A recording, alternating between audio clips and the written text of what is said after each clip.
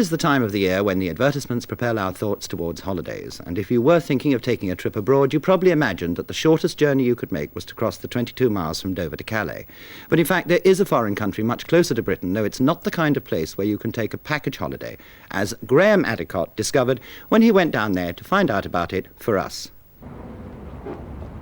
Getting to Sealand, as I found out, isn't an easy business. Because it's a foreign country, even if it is only 7 miles off the Essex coast, visitors going by air have to use an international airport. Passport control aren't too bothered, but I was reliably informed customs would display a keen interest in me on my return. By helicopter, it takes between 20 and 30 minutes to Sealand, which on first sight looks like a giant 2-pin plug sticking out of the North Sea. Although, for our visit, the natives, led by Crown Prince Michael, were friendly, they do have an effective way of keeping off unwelcome visitors. 2 aerial masts block any unauthorised landings. Authorised ones, like ours, require the masts being temporarily pulled down. Sealand doesn't really have any land as such. It's a steel platform standing 60 foot above the water on 2 hollow concrete legs. It was built by the Navy in 1942 as a lookout post for German airplanes and submarines. 200 men spent their war on it and shot down over 100 planes. However, for the last 14 years, Ruff's Tower, as it was called by the British government, has been the independent Principality of Sealand, the smallest country in the world. Its exact status is a trifle confused. The British government doesn't recognise it, but British courts won't act against its occupiers as the structure's actually outside British territorial waters. Its climate, especially in midwinter, isn't exactly hospitable. Winds often reach gale force 9, and landing our helicopter, even on a relatively calm day, stretched the pilot's skill. Security on Sealand is tight. Visitors' bags are taken away and searched. And even though I was being met by the Crown Prince himself, a pistol-packing guard was never far away. Did you have a good flight? Lovely flight, very, very well. Did you remember to bring your passport? Yes, I did. Okay, well, let's have that. We'll take it inside and stick a stamp in it. Lovely. Okay, thank you. Okay, come on, after you. Hello. Passport control in Sealand is a great deal easier than at Heathrow. Been some interesting places. But few as unusual as this. There we are, Graham. Sealand today is far from the rusting hulk the Navy abandoned in 1946. The original generators have been rebuilt, corridors painted, sleeping accommodations been installed. In fact, all the nearly mod cons have been fitted. However, many things are still fairly primitive.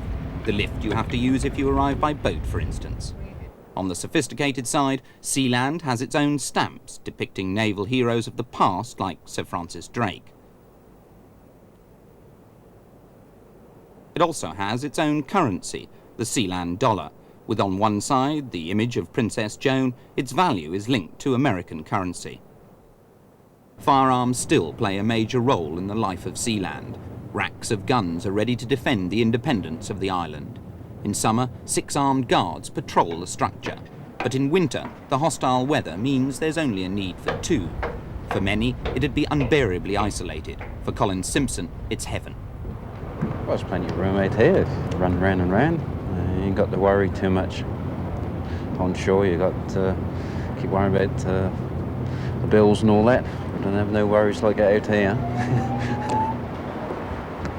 Well, it's always something to do, and got my wife here as well, so tour's company, and it's a lot better than being on over there on Great Britain. You seem very happy out here, but how long can you see yourself staying? A long while, very long while, the rest of my life. You really mean that? Yes, I'd stay here the rest of my life, willing. If the fact that Sealand exists at all is strange, the history of the place and of the prince and princess is stranger still. It all began in the 60s. Mum, what's it like living out here? Describe a normal day.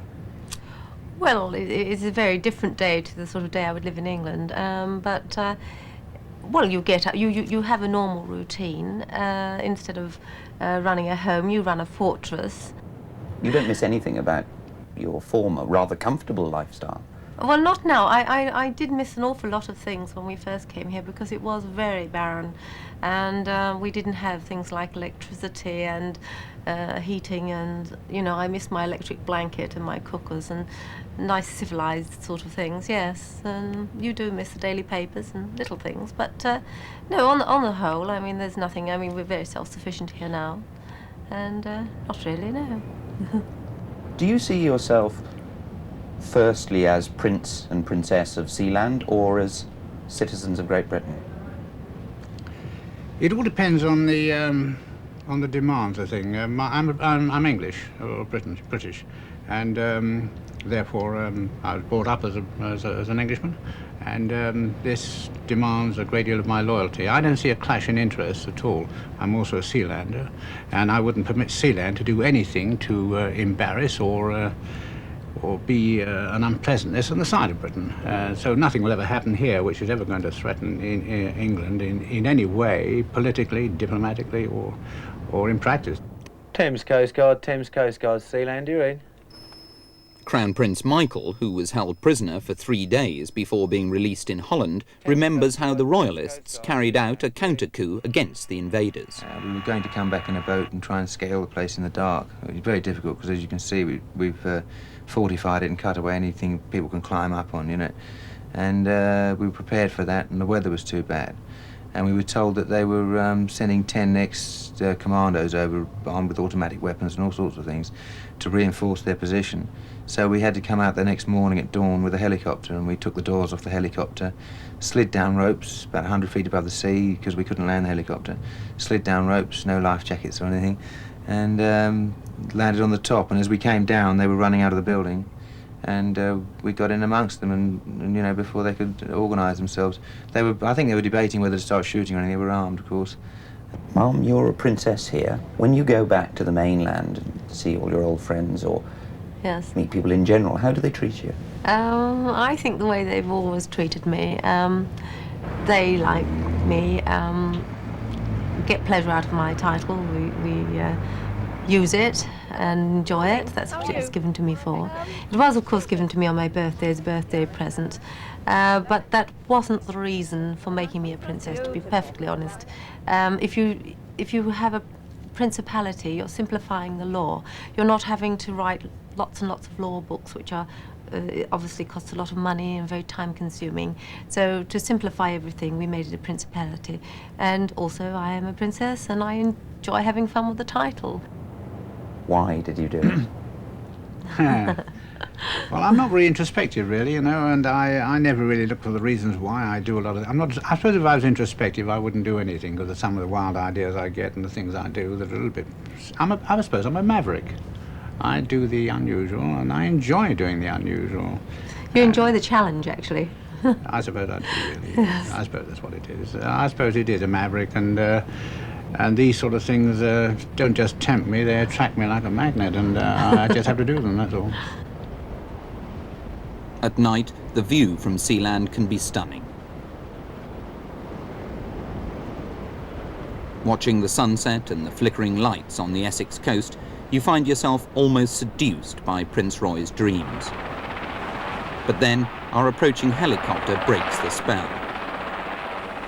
Wonderful lights of Essex, Graham Adicott reporting from Sealand. And that's all from us tonight. We'll be back at the same time next week, so join us then. Until then, good night.